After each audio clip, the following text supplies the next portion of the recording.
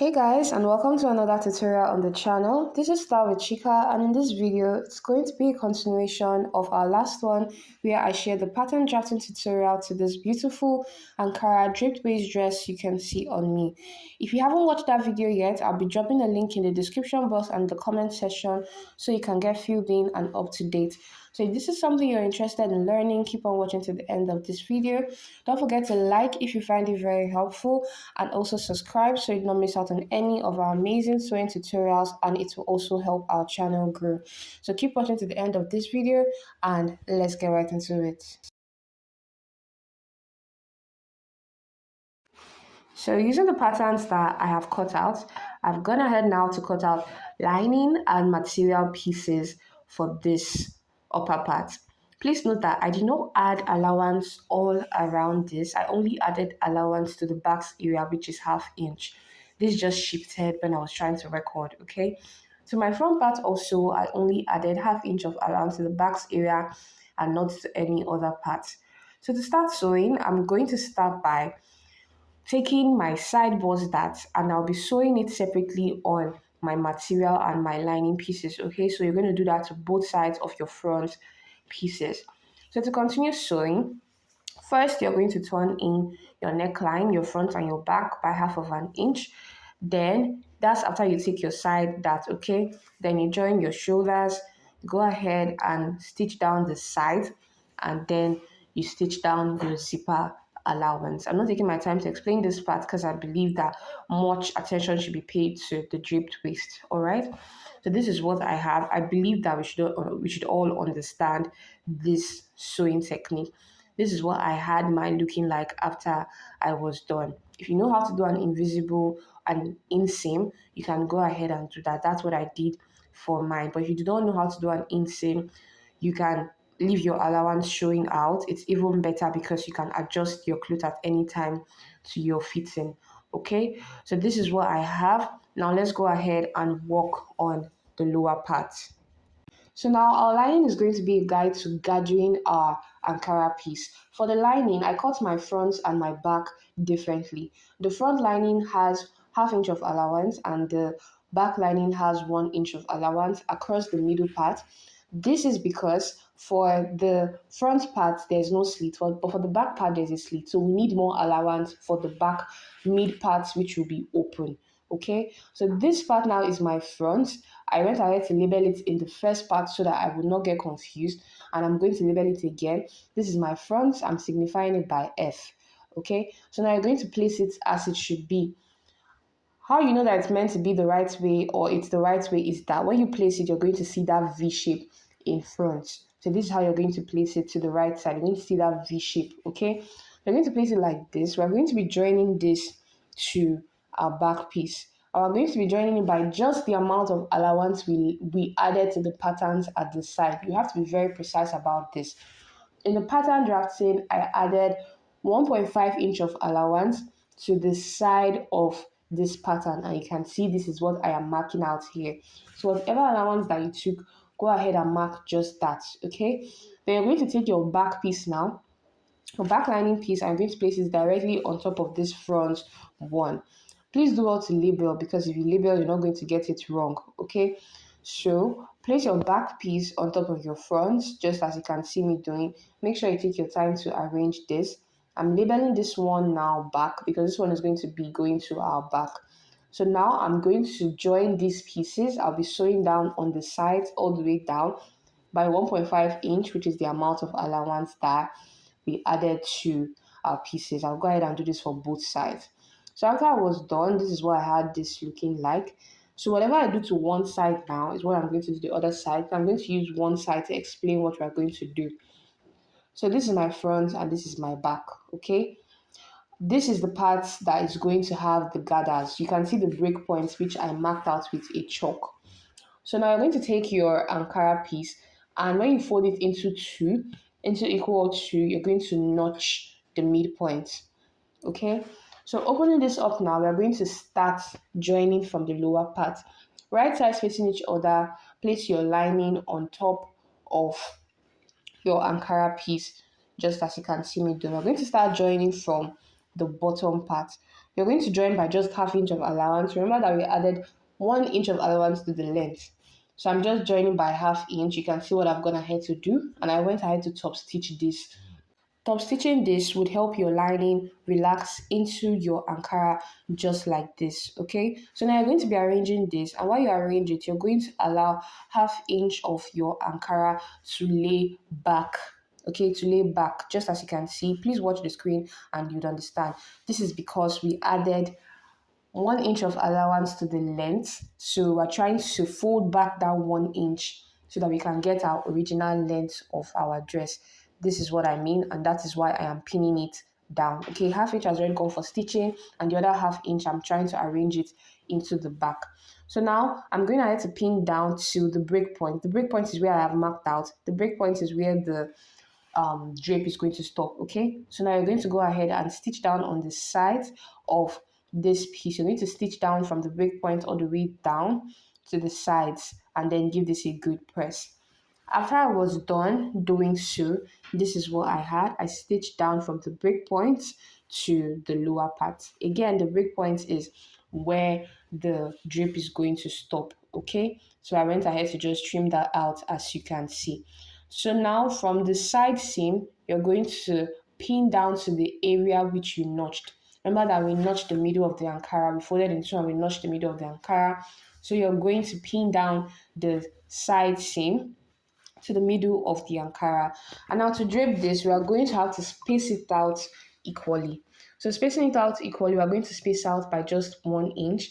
And I'm going ahead to mark 1 inch across the sides, just as you can see me doing. You have to be very precise about this so that it doesn't look like one side is bigger or fuller than the other.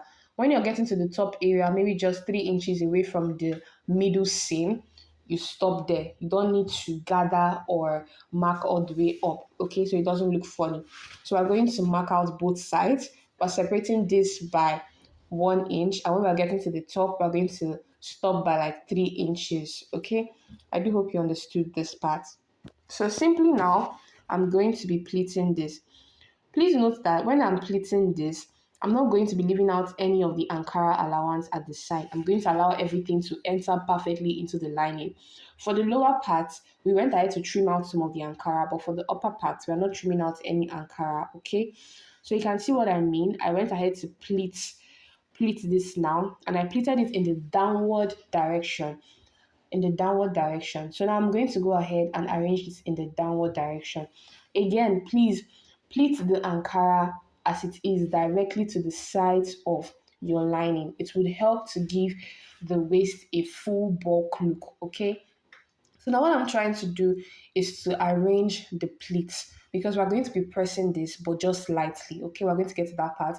Arrange the pleats in the direction that they should follow, which is in the downward direction, so that it gives the illusion that it is dripping to the downward direction. Okay, so you just go ahead and arrange this little by little. I'm using my scissors for weight so that this does not move. I don't just go ahead and arrange and start pressing on it. If not, this will look very, very flat.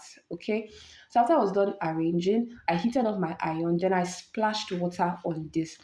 After splashing water and my iron was hot, I turned off my iron and I'm just using my iron to press down on this just very little. Please do not overdo this. If not, it is going to be very, very flat and you would not like it. Okay. At this point, my iron was hot, but I turned it off. All right, so go ahead and press down. The major part you should even press down is on the sides. All right, so this is what I had, and I went ahead to do this to the other parts also, the other half of this lower piece. You can see how this is turning out very beautiful already. So once you have gotten to this point, we're going to start joining this to the upper part. First, for the front part, remember that we added half inch of allowance, okay? So starting from the front now, we are going to join the middle part here by half inch. Just half inch because that is the amount of allowance we added. Please do not go overboard. If not, your clothes is going to get ruined. So after joining it by half inch for the back, remember that we added 1 inch for the back because we needed more allowance since we had a slit. So for the back, you're going to join all the way to wherever you want your slit to stop. Okay, this is adjustable. Whenever you test it on your body, you can adjust your sleeve your slit how you want your slit to be. So I'm going to now sew this down by 1 inch. Okay, this is what I had after I was done. So you now have enough allowance to allow your slit to look very neat. I do hope that if you're ever confused, you now understand why we added ½ inch of allowance to the front separately and 1 inch to the back. This is how your slit is going to be relaxed after you weave and iron down. Okay, so now I'm going to join the upper part to this lower part. So you're just going to adjust your the excess that you have at your waist so you don't go ahead and sew down on it. Okay, so then you're going to bring your back piece, your upper piece and your lower piece, align them along the waistline. The side should go to the side of the lower part. Remember that we already notched the lower part. Okay, so you're just going to pin the side that we notched to the side of the upper part. All right, go ahead and pin down on it. And now we are going to just join by ½ inch. This is why it's very precise that you add correct measurements, correct allowances. We are going to just join this by ½ inch only. After I joined this by ½ inch, this is what I had. So if you're getting around the V area and probably is getting you confused, what you should just know is sew as though you are sewing a V neckline and then leave a notch. Notch it and sew as though you are sewing a V neckline. After I was done, you can see what mine is looking like. I went ahead to give all of this a good press and I ironed in my slits with a hemming gum so that it relaxed perfectly. At this point, I tested the gown and I noticed that it was bulky around the waist to bust area. So I just went ahead to take a dart. Okay, I took a dart. I don't know, probably maybe it's because of my material. So you can go ahead and test yours before going ahead to take a dart just like me. If yours is okay, you may not need a dart. So I took a dart on my dress. So after I was done pressing everything and taking my dart, this is what I had. Now I'm going to go ahead and work on my sleeve. So for my sleeve, I'm going to go ahead and measure around my armhole. I'm going to measure around my armhole precisely. And after measuring around my armhole, I had about 9.5 inches. Make sure you get the accurate measurement of this part because it's very crucial. So for the sleeve, I'm making use of this lace. I've had this lace around for over 2 to 3 years, and I just decided to finally use this for this dress. So I'm going to just be cutting a long sleeve that has a little bit of a puff around the hand, a little bit of a puff. So there are different ways to cut this kind of puff around the hand, but I just decided to use this method. So first, I'm going to arrange this in two. Go ahead and fold this in two. First, draw a straight line, which is going to be your starting line. And then from that straight line, you're going to come down by about 5 inches, which is going to be your biceps line. After, you're going to mark out the full length of your sleeve, however long you would want your sleeve to be. For me, I want my sleeve to be up to my wrist, so I'm going to just mark that out and I'm going to add 1.5 inch of allowance. Okay, so to the side now, I'm going to come in by 1.5 inch. So this same 1.5 inch, I'm going to mark it out on my biceps line. So for my biceps line, I would then add my round sleeve measurement. I'll add my round sleeve measurement. You can choose to add allowance to this or not. Okay, you can choose to add allowance to this or not. So then I'm just going to connect down to form a slope. I'll connect down to form a slope just as you can see me doing. All right, so from here now, I'm going to measure to make sure that what I have should be up to my round armhole measurement that I took. This is just a basic sleeve pattern. Go ahead and mark out your wrist measurement divided by 2 also, and then connect as so. This is just a basic long sleeve pattern, very quick, very easy. So you're going to go ahead and cut this in 2 places each for one sleeve. I do hope you understood this part. If you don't understand this, I'm going to add a link to the description box on how to draft a sleeve pattern. All right, that part now is going to gather. So then I'm going to hem in the edge of the sleeve and then I will join the sides by 1 inch. Okay, so this is what I had after I was done and I attached it to one side already. The other excess that I added, I gathered it around the shoulder area. So to do the same thing to the other side, basically after you've gone ahead to hem in the edge of the sleeve and join the sides, You're then going to take the side seam and you place it at the side seam of the armhole, just like you can see me doing. You go ahead and pin this down, and then you're going to sew around it. So I'm going to mark out the middle part. The middle part is going to be joined to the shoulder, and then I'm also going to mark out my allowance. So when you're coming around this area of the armhole, the allowance that you've gotten there, the excess allowance that you put there, you're just going to gather it like this, and this is how it's going to fit in. So after I was done attaching my sleeves, this is what I had. All right, so this turned out very beautiful, and this is basically how I made this dress. This is how I went about everything. I went ahead to press down and then weaved everything from the inside. So if you found this tutorial very helpful, let me know in the comment section. And if you have any questions, also let me know in the comment section. I'll be there to answer. Tell me if you like this. Tell me if you're trying this out. And do also subscribe if you haven't already yet to our channel.